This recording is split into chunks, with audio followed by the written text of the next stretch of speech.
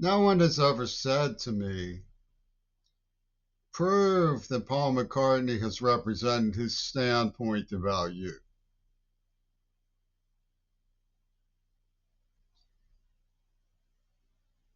I believe they realize that what they're doing already is refusing the admissibility of what they all know, which pertains to Peter Gabriel.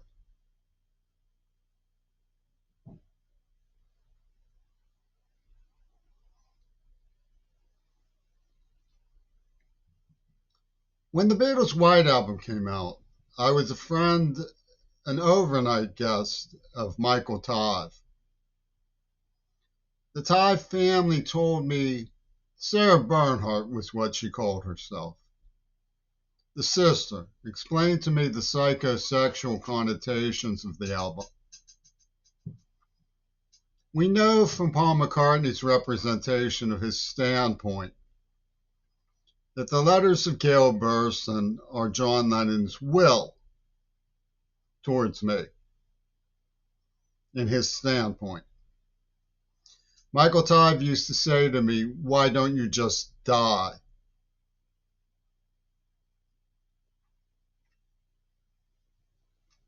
The sheriff represented himself at my therapy session today to question whether or not my investigation should even be allowed to proceed. Let me explain what my investigation was based on. An AIDS testing war game on Mount Desert Island in the 80s led me to unearth letters of Gail Burstyn that appeared to me at the time to be evidence in John Lennon's murder. I said, this is serious enough that it should be investigated. And they said, no, it's not serious. It doesn't mean anything. And they arrested me. And they put me through 20 years of grueling abuses that have left me severely crippled and injured. And they plan no end of these criminally insane activities towards me because it is Paul McCartney's representation of his standpoint in the matter. What his attorney said to me, Amanda Harcourt, who was working with Jay Epstein, was the whole is greater than the sum of its parts, meaning it doesn't matter. Even in their minds, it was blasphemy to try to warn people not to allow AIDS to spread would be contaminating their profit margins in their sinister Green Party plan to create a master narrative based on the will of John Lennon. And of course, Michael Todd's expression, why don't you just die, underpins Paul McCartney's standpoint. At first, I believed that John Lennon died. I would have gnashed and made a ruckus if somebody had told me that it was all propaganda and fake news meant to cancel out reality. Reality doesn't matter to these people. Fake news is in. In fact, the mastercraft of show business and media is forcing people to question whether or not portraying a new genre of reality show when they report the news.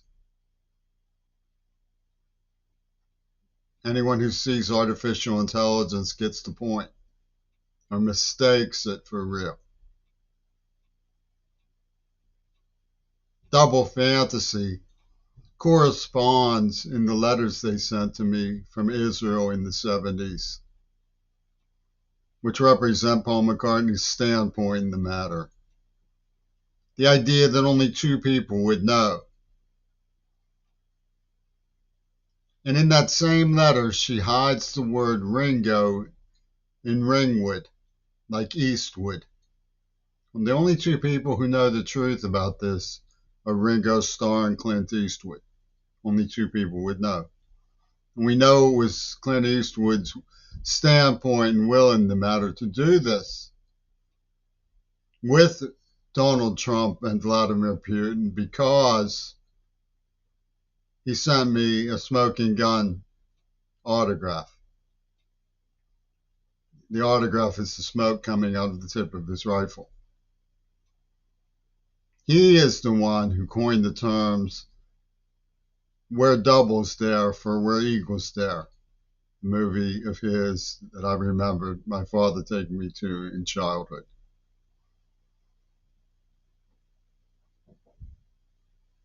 They're making a whole big thing while downplaying my significance to them.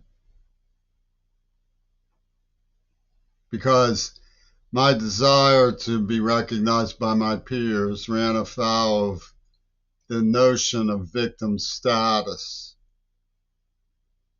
Louis Lapham was at the jumping holler, as I like to say, saying that my tears were for sale.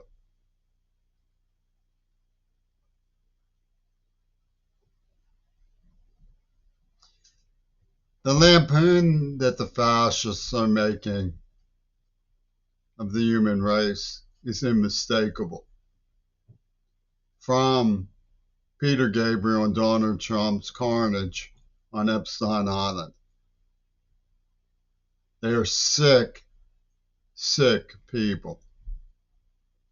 But we have come to accept the legendary stories of orgies that come from the mansions of people like Mick Jagger, taking it as normal and something that successful people should aspire to be able to do. The challenge posed to that by the fundamentalists was misposed.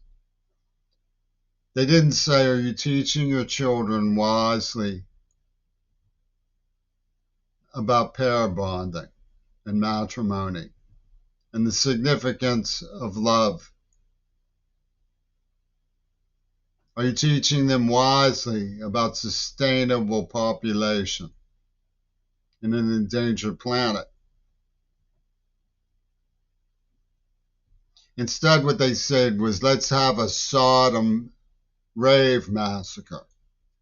Let's create Sodom and watch it burn. And then let's jump up and down the holler about the superiority of extreme religious values and call it all Satanism.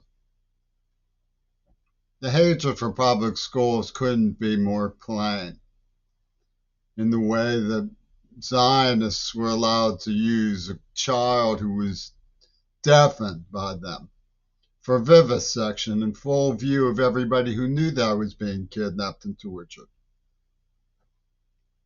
Have you ever tried to report somebody like Donald Trump, Jay Epstein, or Peter Gabriel for criminally insane child trafficking? If you have, you know what I'm saying. Paul McCartney's standpoint lords over you, and you get nowhere. And you get it rubbed in your face over and over again. And they threaten to kill you, and you disappear sooner or later. What I have found is very simple to understand. Three things. It's in the linguistic anthropology of this crowd's Hollywood adventure. It's in the semiotics of 6 international cinemas. And it's in the script that they sent me. And it's the same three mirror systems originating in the cinematic theory of Nazi Germany. First, they murdered JFK as a punishment and execution, as a war criminal representing the country who attacked Hiroshima with an atomic bomb. This thrilled several Native American leaders.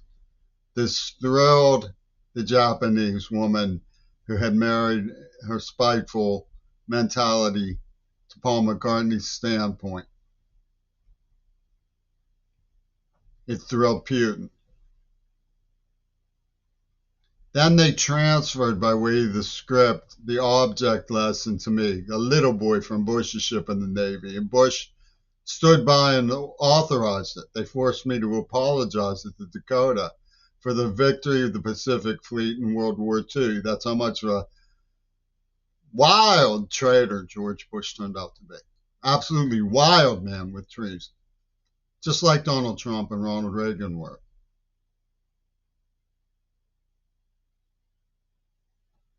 And in that transformation to me, they used two virgins' pussy ball, which is illustrated in the way they conducted themselves towards me at the University of Pittsburgh, and in the telltale clips, and in films like Diva and The Magic Christian. Two virgins' pussy ball. Clocked to the AIDS attack. A Christianizing adventure. A magic Christian adventure. A magical mystery Christian adventure. Living or describing an arc of colors about which the Russians knew fully. An arc of colors where your representative of your marginalized minority will survive and you will identify with that. The whole is greater than the sum of its parts. Rather than warning to save lives, rather than intervention, rather than apprehending the guilty, rather than a second reconstruction to prevent Israel from pulling such matters. Israel's threatening us publicly, constantly. They're attacking us openly, brazenly, constantly.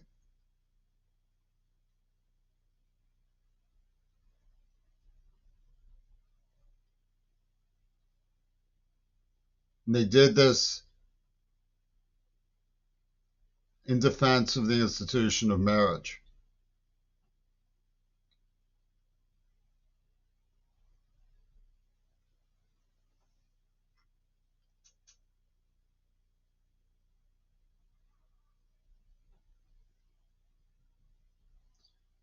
The third mirror describes the spirit of Hitler, rescued by Jesus and forgiven, and becoming the lovely voice of John Lennon, who they now call Casper. And what does this mean? It means the show must go on. You will ally with them and you will forgive them because genocide happens and celebrity always wins.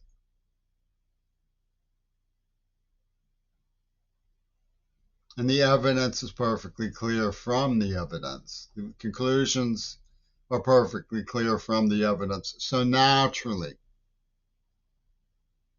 the people who made a ruckus about John Lennon and who failed to warn and who made a victim of these people more of an investment for them than attempting to actually capture the people who did it. Want the investigation stopped. They don't like the existence or the sound of explaining what happened. Much less do they want a systematic evaluation of the evidence that shows that this is what went on.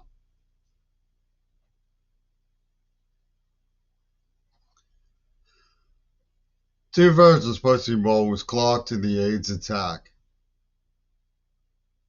Limning an arc of colors in defense of the institution of marriage. And John Lennon named that war game. And they took the candy from the baby. They stole from JFK and gave it all as a blank check to Yoko Ono, an emissary of Tojo, who claims that Japan is the same sort of victim that Gaza was.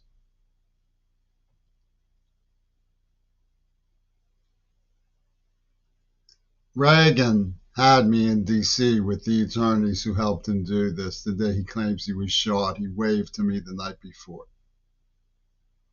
Seattle went along with this by banning me from college for 12 years, saying I would only fail and be disruptive. I'm in Psi Beta now, Phi Theta Kappa. I was a straight A student for 4 years when I finally succeeded in getting away from Seattle. And they are unapologetic. What they are doing instead is working with Peter Gabriel to threaten me with the forces responsible for this whole contraption. Because Paul McCartney's standpoint, he believes, is the only standpoint that should be allowed to survive. It's the master narrative of this new genre of reality show.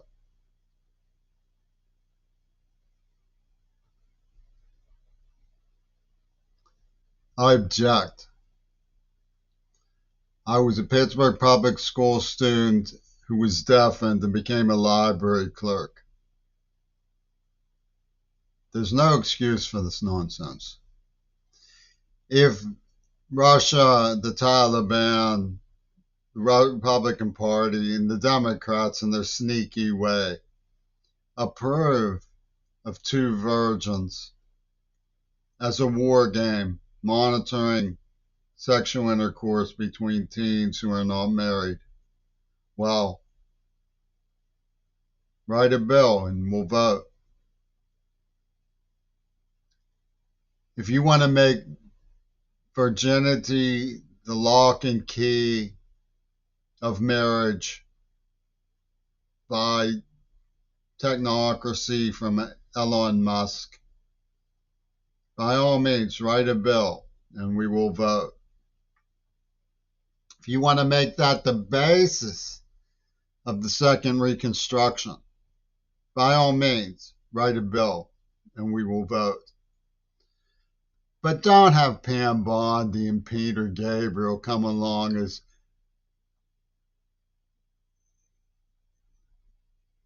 obstructions, laughing in everybody's face, and call it equity or poetic justice.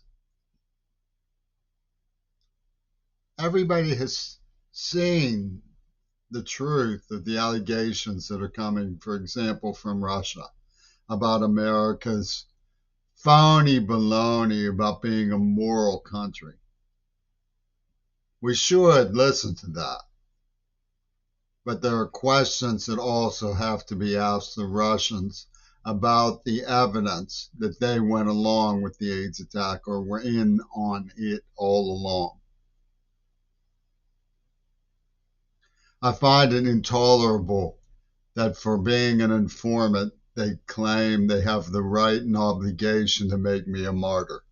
That's all very Russian concept, isn't it? But it's coming from the backblade of the British and the Israelis. And God help them, my stupid, stupid peers from places like Pittsburgh, Maine, and the state of Washington.